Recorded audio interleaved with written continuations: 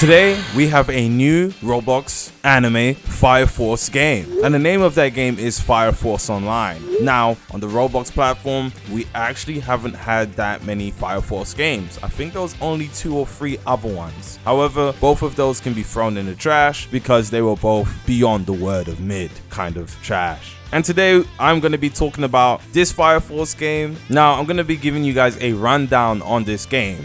Yes, this game does come out tomorrow on the 31st. But in this video we're going to be going over what the game's progression is like, what the game's combat systems is like, what the game's power system is like. And I'm going to be letting you guys know my opinion of what the gameplay feels like and overall what I experienced in general when playing this game for the first time. So before we actually get into this, you guys do me a huge favor, hit the like button, hit the subscribe button, and let's do this. Progression. Now when talking about progression, we gotta talk about the whole thing. And starting off in Fire Force Online, you spawn in a normal civilian. Now the game looks kind of big and maybe a little bit overwhelming at the start, but it's actually quite simple. Getting straight to the nitty gritty of it, you have 2 choices. You can try to become a Fire Force member, or you can try join the dark side, the white clad. Now these are the bad guys of the game, so you're gonna need a negative reputation in order to join them. If you want to be part of the white clad, you gotta do everything the wrong way. If you want to be a Fire Force person, you gotta do everything the right way. So for example, if there's like a cat, see if I can do a cat mission. I'm pretty sure I can't. I've just been having some back pains. All right, sure, look at this one. I'm gonna say, yeah, I'm gonna help bro. My head keeps spinning. Yeah, I get it. Now look, it says the poor old guy just fainted, take him to the hospital. Now one of the good things about this game is I could take him to the hospital and become part of the Fire Force, or I could just grip bro. Can I grip him? What the heck? Oh, never mind. Steal his money. And boom, I just stole his money. Mission complete. In order to join one of these 2 factions, you need to do quests. Now, these quests, you can either complete them and be good and get positive reputation, or completely butcher the quest and, you know, get negative reputation for doing so. Now, from what I've been told, the fastest way to gain good rep is going to the police station and doing the quest there. But there are also other quests you can do. There's an old lady you can help cross the street in order to get good reputation. There is a cat you can find, and when you find this cat, you turn it into the police station in order to get good reputation. However, you can also fail these missions and get negative rep. You can find the cat and steal it in order to gain negative rep, not help the old lady cross the road, or just completely fail the mission. Or there's even a mission where you need to help a construction guy get his lost packages, and you can either bring him dynamite, or you can bring him his work supply. And if you bring him the dynamite, you're gonna get negative rep. So at the bottom left hand on the screen, you're gonna see respected civilian or bad civilian. I'm not too sure what the bad one says, I'm not gonna lie, but you'll notice it says something bad and then civilian at the end, or just bad person in general,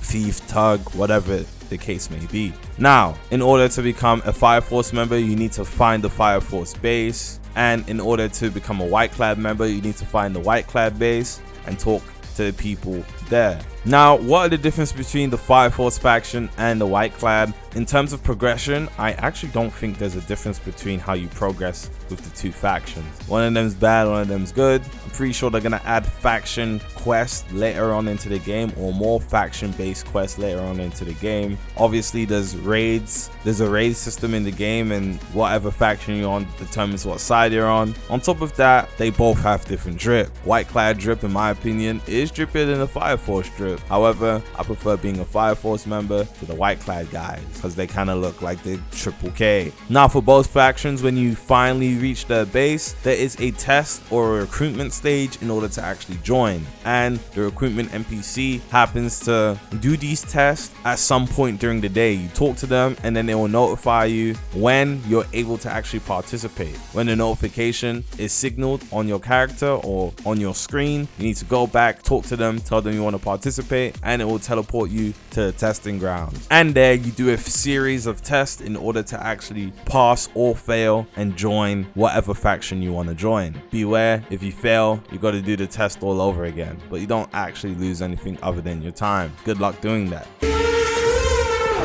So in terms of combat, in my opinion, it reminds me more of a 2021, early 2022 Roblox anime games combat system. You got your 5M1 combo, you got the heavy attack. If you jump in the air and use a heavy attack, it does a ground slam that block breaks. I really like that. The game has perfect dodging. I think the game also has perfect blocking, don't quote me on that, but the game does have somewhat of like a parry system, but it doesn't work like other games. It's more of a counter system. So when you're holding block, if you click at the right time, if you click M1 at the right time, you kind of counter your opponent and you punch them, and you can lead that into a combo. It's actually pretty good, genuinely. And you can use that against NPCs too, and NPCs are most definitely going to be using it against you. So you're gonna see how the system works eventually. So base combat within itself isn't that complex. Anybody can get the hang of it. In terms of the power system, I genuinely enjoy it. Now, there are 3 different generations: Generation 1, Generation 2, and Generation 3. Generation 1 isn't able to use fire abilities. However, they have weapons that you are able to use that are actually pretty powerful.